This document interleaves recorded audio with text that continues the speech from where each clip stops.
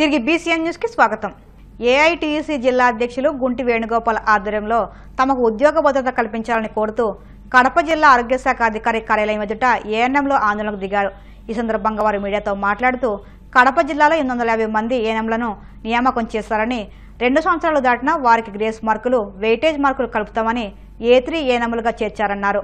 2 డిపార్ట్మెంట్లకు అనుసంధానం చేయడం వల్ల ఒత్తిడికి గురవుతున్నామన్నారు. ఇప్పటికైనా ప్రభుత్వం స్పందించి తమకు న్యాయం చేయాలని కోరారు.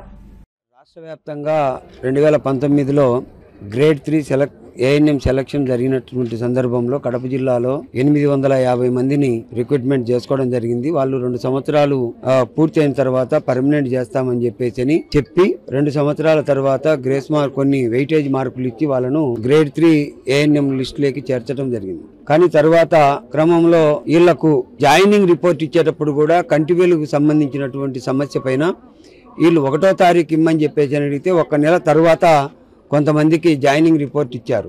అప్పుడు కూడా వీళ్ళ సర్వీసులో 1 నెల జాయినింగ్లో కోల్పోవడం జరిగింది. అప్పటి నుండి కూడా వీళ్ళు అడిగేటువంటిది మమ్మల్ని 2 డిపార్ట్మెంట్లకు మిళితం చేశారు. 1 పంచాయతీరాజు, 2 మెడికల్. మేము ఇక్కడ పనిచేస్తే అక్కడ చేయాలంటారు, అక్కడ పనిచేస్తే ఇక్కడ చేయాలని చెప్పేసి ఏఎన్ఎంలు 2 డిపార్ట్మెంట్లలో వాడుకుంటా ఉన్నారు.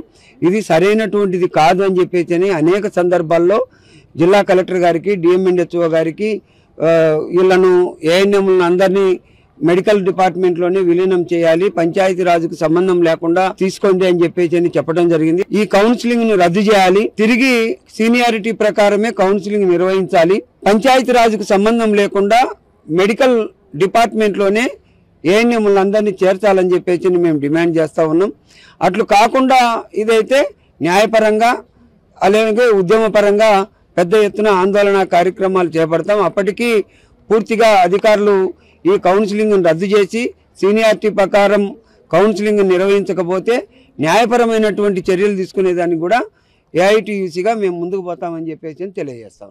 మేమందరము ఒకటే కోరుకుంటున్నాము, మమ్మల్ని అందరినీ ఎంపీహెచ్ ఫిమేల్ గా అందరినీ చేయాలి, లేకపోతే మాకందరికి సీనియారిటీ ప్రకారం అయినా కూడా ఆ ప్రమోషన్స్ ఇవ్వమని కోరుకుంటున్నాము. ఇలా మెరిట్ ప్రకారం ఇవ్వకూడదు కదా సార్. ఎలాగైనా కూడా మేమంతా ఒకటే కోరుకుంటున్నాము. వాళ్ళకు కూడా ప్రమోషన్ వచ్చినందుకు కూడా మేము సంతోషపడుతున్నాం. కానీ అది ఏంటంటే 90 మందిని బాధ పెట్టి 10 మందికి ప్రమోషన్స్ ఇవ్వడము, మమ్మల్ని అందరినీ బాధ పెట్టడం జరుగుతుంది. కాబట్టి అందరూకి మేము తెలియజేసేది ఏమంటే, మాకందరికి కూడా ఎంపీహెచ్ ఫీమేల్ గా ప్రమోషన్ ఇచ్చి మమ్మల్ని అందరినీ కూడా ఆ గ్రేడింగ్ లో కూర్చోబెట్టమని మేము అడుగుతున్నాం సార్. మేము అంతేగాని రిక్వెస్ట్ పరంగానే చేయాలనుకుంటున్నాం, కానీ వ్యతిరేకంగా ఇలా చేయాలి అని మేము అనుకోవట్లేదు. మా బాధను ఒకసారి అర్థం చేసుకోండి సార్. మేము ఇప్పుడు మాకున్న యాప్స్ ఇవన్నీ వర్క్ అంతా ఎక్కువ ఉంది. 2 డిపార్ట్మెంట్ల మధ్య మేము వర్క్ ఎక్కువ చేస్తున్నాము. ఆ వర్క్ లోడింగ్ ను మమ్మల్ని అర్థం చేసుకోవట్లేదు. గతంలో మాకు ఏమన్నారంటే, మాకు ప్రొసీడింగ్ ఇచ్చేటప్పుడు 2 ఇయర్స్ తర్వాత రెగ్యులర్ చేసి మళ్ళీ 1 ఇయర్ కి ఎంపీహెచ్ ఫీమేల్ గా కూడా చేస్తామని చెప్పారు. కానీ ఇంతవరకు మమ్మల్ని చేయలేదు. చేయపోగా ఇప్పుడు మెరిట్ లిస్ట్ ప్రకారం తీసుకుంటున్నారు. అదే సీనియారిటీ ప్రకారం తీసుకోవచ్చు కదా సార్. మెరిట్ లిస్ట్ తీసుకున్నారు, ఇప్పుడు మెరిట్ అప్పుడు వాళ్ళకు జాబుకు మార్క్స్ యాడ్ చేసి ఇప్పుడు యాడ్ చేస్తే మేము మిగతా వాళ్ళమందరం నష్టపోమా సార్? ఇప్పుడు వాళ్ళకు ప్రమోషన్ కు అదే మార్కింగ్ యాడ్ చేసిన మార్కింగ్ ప్రకారమే తీసుకున్నారు. ఇప్పుడు కూడా అట్లే తీసుకుంటే ఇప్పుడు ఎంతమంది నష్టపోతాము? పాలిటిక్స్ పై మెగాస్టార్ చిరంజీవి చేసిన వ్యాఖ్యలపై కేఏ పాల్ తనదైన శైలిలో స్పందించారు. ప్రజారాజ్యమే జనసేనగా ఆవిర్భవించిందన్న చిరంజీవి పూటకో స్టేట్మెంట్ ఇస్తున్నారని మండిపడ్డారు. పవన్, చిరంజీవి బీజేపీలో చేరుతారని తాను ఎప్పుడో చెప్పానన్నారు. పవన్ డ్రామాలో చంద్రబాబు మోసపోయారని పేర్కొన్నారు. పవన్ ని నమ్మి చంద్రబాబు తన కొడుకుకే అన్యాయం చేస్తున్నారని, వాళ్ళకి ఓటు బ్యాంక్ లేదన్న వాస్తవం మీకు తెలియదని ప్రశ్నించారు. కోర్టులు, జడ్జిలను వీళ్ళు ఎలా మేనేజ్ చేస్తున్నారో తన దగ్గర చాలా ఆధారాలు ఉన్నాయని, వాటిని సరైన టైంలో బయట పెడతానని తెలిపారు. ఎంత అన్యాయం! చిరంజీవి, పవన్ కళ్యాణ్ మంచి యాక్టర్స్ అని విన్నాను. వాళ్ళకి రాజకీయం అవసరమా? ఎంత మోసం ఇది! చిరంజీవి చేసిన మోసం చరిత్ర క్షమిస్తుందా? 27% ఉన్న కాపులు క్షమిస్తారా? 60% ఉన్న బీసీలు క్షమిస్తారా? చిరంజీవి ఏం చేశాడు?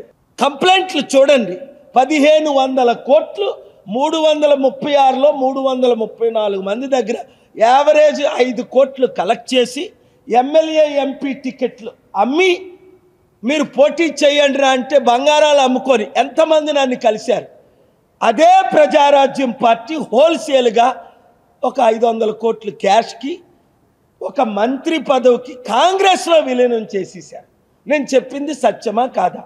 అలాంటి చిరంజీవి ఏదో అడవిలో ఎక్కడో దోగోవాలి, లేదా ఏ ఆఫ్ఘనిస్తానో వెళ్ళి సేవలు చేసుకోవాలి భారతదేశాన్ని విడిచిపెట్టి. జార్జ్ బుష్ ఏ విధంగా ఇరాక్ యుద్ధం చేసిన తర్వాత నేను అపోజ్ చేస్తే 7 సంవత్సరాలు బయటకు రాలేదు. అలాంటి చిరంజీవి మీడియా ముందుకు రావడం, ఈ తెలివి తక్కువ మీడియాలో అవి బ్రేకింగ్ న్యూస్లు పెట్టడం నాకు అర్థం అవట్లా. ఇంత దరిద్రమా అని మరలా ఆయనే అంటున్నాడు ప్రజారాజ్యమే జనసేనగా ఆవిర్భవించిందని. నేను ఎప్పుడైనా మాట 2014-13లో అన్నమాట ఈరోజు 10 సంవత్సరాల తర్వాత ఆయనే ఒప్పుకుంటున్నాడు. హృదయంలో ఉన్నదే బయట పెడుతున్నాడు. ఇంత క్లియర్గా చిరంజీవి పవన్ కళ్యాణ్ ఇప్పుడు అధికారంలో ఉన్న బీజేపీకి తొత్తులైపోతే, మహాత్మా గాంధీని చంపిన గాడ్సేని నాగబాబు దేవుడిలా పొగుడుతుంటే, బుద్ధున్న కాపోడు ఎవడైనా, సిగ్గున్న బీసీ ఎవడైనా, తెలివితేటలున్న ఏ తెలుగు ఓటరైనా, బుద్ధున్న ఏ మీడియా ఓడైనా అలాంటి పనికిమాలోల్ని మళ్ళీ ప్రమోట్ చేస్తారా? జనసేన పార్టీ కుటుంబ పార్టీ కాదా? Chiranjeevi president, vice president, Pawan Kalyan youth president, Allu Aravind architect. మొన్న అల్లు అరవింద్ని బట్టి అల్లు అర్జున్ జైలుకి వెళ్ళాడు. ఆ రోజు నేను కోర్టులో ఉండి జడ్జి గారు నన్ను చూసి ఎంతో ఇమీడియట్ బెయిల్ ఇస్తుంటే ఆయన వచ్చి కోర్టులో వాగాడు. నేను కోపంతో పోలీసులకు చెప్పి ఆయన బయటకు పంపించాను. ఇవన్నీ సీన్లు ఉన్నాయి. అల్లు అర్జున్ను కాపాడదామని వెళ్తే, ఎందుకంటే అల్లు అర్జున్ని జైల్లో పెట్టించింది కూడా వీలే. ఆయన్ని కూడా బీజేపీలో చేరమని జైల్లోకి వెళ్ళిన వాళ్ళందరూ అల్లు అర్జున్ ఇప్పుడు ఫేమస్ అయిపోయాడు. చిరంజీవికి ఓట్ బ్యాంక్ లేదు. దానికి రుజువు 2014లో ఆయన రాత్రి పగలు తిరిగినా 1% ఆయన పార్టీ కాంగ్రెస్ పార్టీకి ఓట్లు ఎవడేలా. Prajarajyam chapter close. ఇప్పుడు మరలా సినిమా చేస్తే 10 సంవత్సరాల్లో 100 కోట్లు వచ్చాయని పవన్ కళ్యాణ్ అన్నాడు. 100 కోట్లు 100 రూపాయలు మిగలలేదు అన్నాడు. అందుకనే రాజకీయ పార్టీ జనసేన పెట్టారు. ఇప్పుడు 1000 కోట్లు మళ్ళీ డబ్బు ఎక్కువైపోయింది. దొంగ డబ్బు దాచుకోవడం, దోచుకోవడం, అవన్నీ పంచడం, మళ్ళీ ప్రజల దగ్గర టికెట్లు తీసుకోవడం, మూర్ఖులందరూ జాయిన్ అవ్వడం, స్టూపిడ్ మీడియా వాళ్ళకి ఫుల్గా డే అండ్ నైట్ లైవ్లు ఇవ్వడం, ఇదంతా గ్యాంగ్స్, మోదీ తొత్తులు. కనుక తెలివైన మీరేనా చంద్రబాబు నాయుడు గారికి చెప్పండి, పవన్ కళ్యాణ్ చంద్రబాబుని తిట్టి కూటమిలో నుంచి బయటకు వచ్చి బీజేపీతో విలీనమయ్యి జనసేనని బీజేపీలో విలీనం చెయ్యాలి అంటే, చంద్రబాబు నుండి బయటికి రావాలి అంటే చిరంజీవికి అక్కడ సెంట్రల్ మినిస్టర్ పోస్ట్ ఇవ్వాలి అని పవన్ కళ్యాణ్ నెగోషియేషన్స్ చేస్తున్నాడు. ఎవరితో? బీజేపీ. ఎందుకంటే వచ్చే సంవత్సరమే జమిలీ ఎలక్షన్స్ వచ్చేటట్టు కనబడుతున్నాయి. ఈ మూర్ఖులు ఏమనుకుంటున్నారు, చంద్రబాబు నాయుడు కట మోదీ అట ముర్ము తర్వాత ప్రెసిడెంట్ చేస్తారట. ఓరు బుద్ధి భూమి వెళ్దామని అంటే చంద్రబాబు నీ గతి గాడిదలకి అయిపోతుంది. జైల్లో బయటికి రా, నా ఆశీస్సులు కావాలంటే, నా సపోర్ట్ కావాలంటే, మోదీని ఎదుర్కోవాలంటే, నీతి న్యాయం చేయాలంటే, తెలుగు జాతిని కాపాడాలంటే, ఎన్టీ రామారావు ఆశలు నెరవేర్చాలంటే చంద్రబాబు నాయుడు నువ్వే పవన్ కళ్యాణ్ తీసేయి. నీ తెలుగుదేశం పార్టీని నువ్వు కాపాడుకో, లేదా గతి లేకుండా అయిపోద్ది. ఎందుకు? ఇప్పుడు సూపర్ 6 ఫెయిల్ అవ్వడానికి కారణం ఎవరు? నరేంద్ర మోదీయే కదా, పవన్ కళ్యాణే కదా. పవన్ కళ్యాణే కదా అధికారం నడిపిస్తుంది, పవన్ కళ్యాణే కదా నాయకుడు, పవన్ కళ్యాణే కదా. బుద్ధున్న వాళ్ళందరూ పవన్ కళ్యాణ్కి ఓట్లేసిన వాళ్ళందరూ బాయ్కట్ చేయాలి. ఫ్రాన్స్లోని మార్సేయిల్లో భారత నూతన కాన్సులేట్ను ప్రధాని మోదీ, ఫ్రాన్స్ అధ్యక్షుడు మ్యాక్రాన్ సంయుక్తంగా ప్రారంభించారు.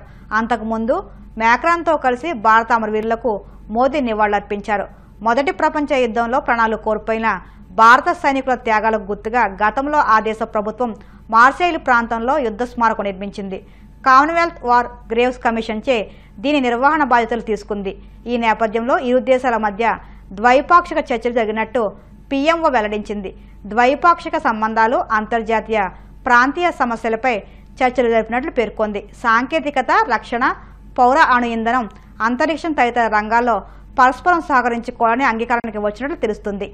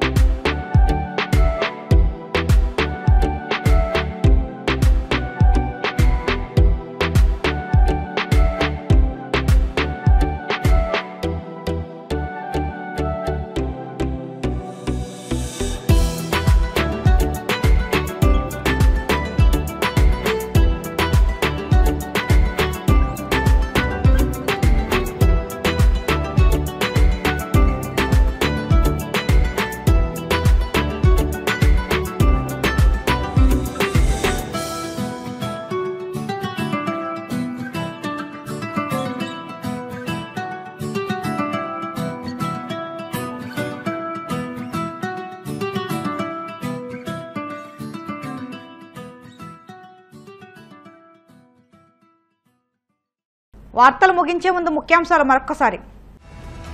గుంటూరులో కిమ్స్ శిఖర హాస్పిటల్ను ప్రారంభించిన సీఎం చంద్రబాబు. ఆరోగ్య ఆనంద సమాజమే కూటమి ప్రభుత్వ లక్ష్యమని వెల్లడి.